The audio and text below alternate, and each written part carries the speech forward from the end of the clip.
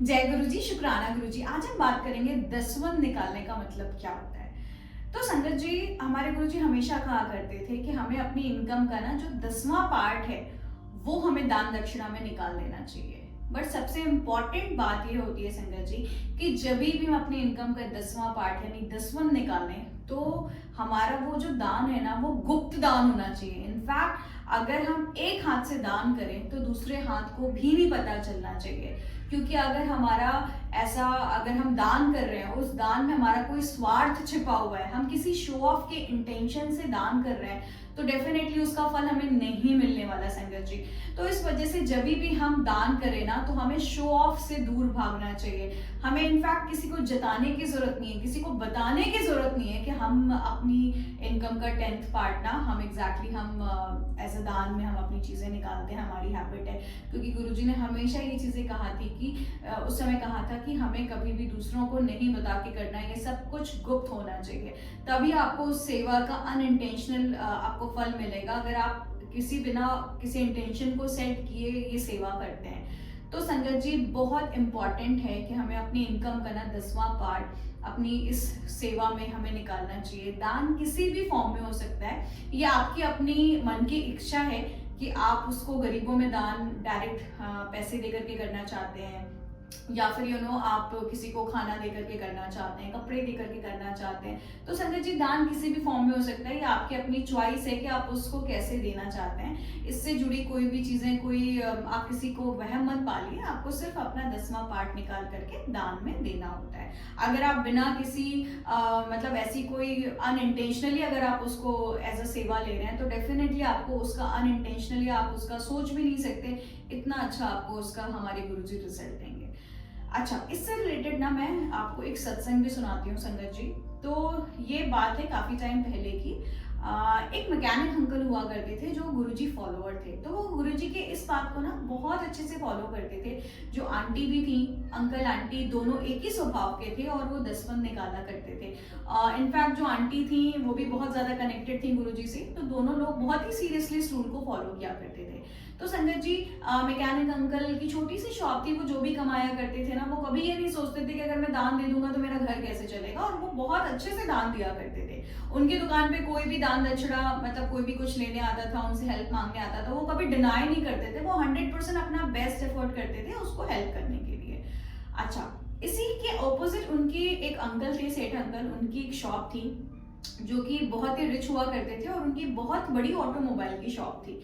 लेकिन संजय जी उनका नेचर हमारे इन मैकेनिक अंकल के जस्ट ऑपोजिट था। वो बिल्कुल दान दक्षिणा में बिलीव नहीं करते थे, वो अपने धन को स्टोर करने में यकीन करते थे और वो बिल्कुल भी अपना 1 रुपए भी फालतू में खर्च नहीं करना चाहते थे। दान तो बहुत दूर की बात है। इनफैक्ट जो उनकी वाइफ थी, जो आंटी थी, वो उनको भी यही शिक्षा दिया करते थे कि धन को किसी को उड़ाना नहीं चाहिए, किसी जरूरतमंद को देना नहीं चाहिए, और ये मुसीबत में बहुत साथ देने वाला होता है, तो हमें हमेशा धन का संचय करना चाहिए।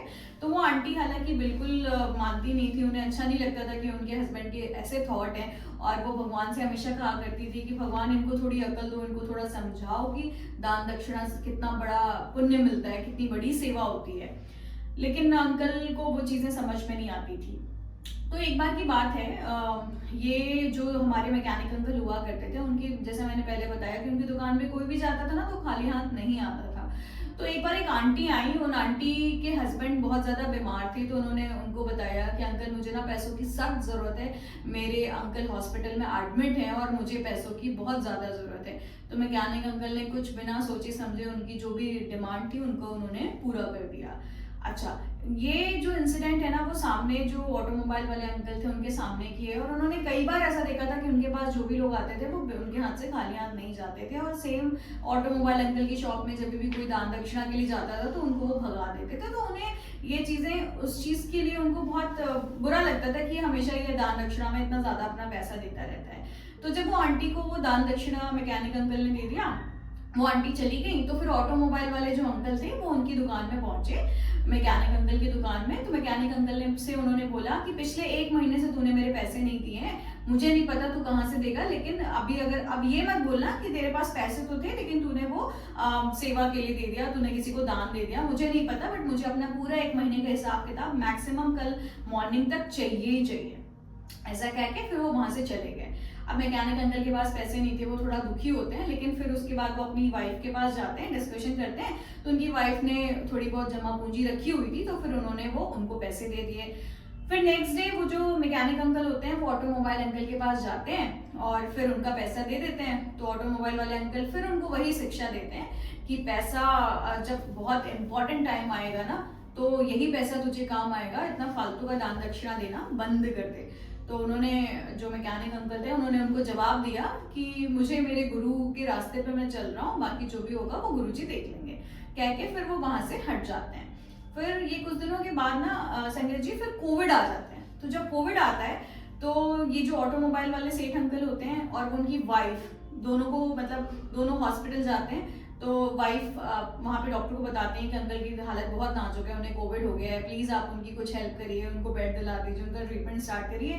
तो जो डॉक्टर आते हैं उनको सॉरी बोलते हैं, कहते हैं हमारे पास ना कोई भी बेड अभी अवेलेबल नहीं है और अभी इनका ट्रीटमेंट हम स्टार्ट नहीं कर पाएंगे, प्लीज आप कहीं और देख लीजिए। तो आंटी बहुत रिक्वेस्ट करती हैं, अंकल बहुत रिक्वेस्ट करते हैं, अंकल आंटी दोनों बोलते हैं कि आपको जितने पैसे की जरूरत है, मेरी पूरी जमीन जायदाद, मेरा सब कुछ ले लो, लेकिन मुझे बचा लो, मेरी सिचुएशन बहुत क्रिटिकल है, मुझे सांस लेने में बहुत ज्यादा दिक्कत हो रही है और मैं बच नहीं पाऊंगा। लेकिन डॉक्टर हाथ जोड़ लेते हैं कि नहीं, हम कुछ भी इसमें हेल्प नहीं कर पाएंगे क्योंकि हमारे पूरे के पूरे बेड अभी से में भरे हुए हैं। इसी बीच क्या होता है कि जो मैकेनिक अंकल होते हैं वो आ रहे होते हैं पीछे पीछे और उनको भी कोविड हो जाता है। तो जैसे ही मैकेनिक अंकल पहुंचते हैं, वो डॉक्टर दौड़ के उनके पास जाते हैं। उसके बाद मैकेनिक अंकल बताते हैं कि उन्हें कोविड हो गया है। तो डॉक्टर अंकल उनको तुरंत अपनी टीम को इंस्ट्रक्ट करते हैं कि उनके लिए तुरंत बेड अरेंज किया जाए, उनका ट्रीटमेंट वो कहते हैं वो कैसे भी करके इमीडिएटली स्टार्ट कर देंगे। तो फिर मैकेनिक अंकल बोलते हैं कि हमें तो ये भी नहीं पता कितना पैसा लगेगा, क्या लगेगा, और मतलब मैं कैसे करूंगा, पहले आप मुझे बता दो। तो फिर जो डॉक्टर रहते हैं, डॉक्टर कहते हैं अंकल मुझे आपसे 1 रुपए भी नहीं चाहिए, आज आपके कारण ही मैं डॉक्टर बन पाया हूँ। तो आज मैं जो भी हूँ वो आपके कारण ही हूँ, क्योंकि अगर आपने मेरी पढ़ाई के पैसे नहीं दिए होते तो आज मैं डॉक्टर नहीं होता। तो आज मेरा फर्ज बनता है कि मैं कैसे भी करके आपकी चीजें इलाज कराऊं और मेरा फर्ज बनता है कि आपकी बीमारी को दूर भगाऊं और आपको ठीक करूं।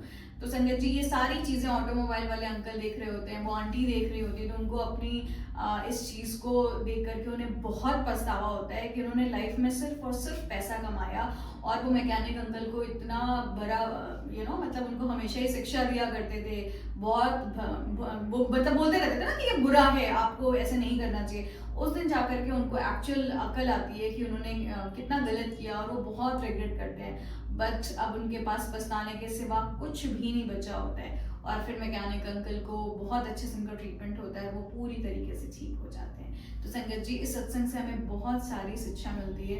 एग्जैक्टली जो हमारे गुरुजी कहते हैं, तो हमारे गुरुजी के अगर हम कतना उनके जो भी गुरुजी कहते हैं उनके हम वचनों पे चलते हैं तो डेफिनेटली गुरु हमें हर कदम पे हमारा साथ देते हैं। तो संगत जी आज अगर आप ये वीडियो सुन रहे हैं तो आई होप अपनी गुरुजी के इस वचन को आप डेफिनेटली फॉलो करेंगे। और क्योंकि अगर हम इस चीज़ को फॉलो करेंगे तो डेफिनेटली संगत जी हमें नहीं पता होता कि छोटी सी मदद, चाहे वो कपड़े की हो, चाहे वो खाने की हो, वो किसी भी तरीके की मदद सामने वाले के लिए कितनी ज़्यादा इम्पॉर्टेंट है। क्योंकि हो सकता है आज हमारे लिए उस चीज़ की वैल्यू ना हो, बट उनके लिए वो चीज़ें बहुत ज़्यादा वैल्यू हो और वो हमें जो मन से जो दुआएं देंगे ना, वो दुआएं हमारी जिंदगी में 4 चांद लगा देती है। तो संगत जी हमें एक्चुअली जो हमारी ये गुरुजी की चीजें हैं ना, उस चीज को डेफिनेटली फॉलो करना चाहिए। जय गुरुजी, शुक्राना गुरुजी।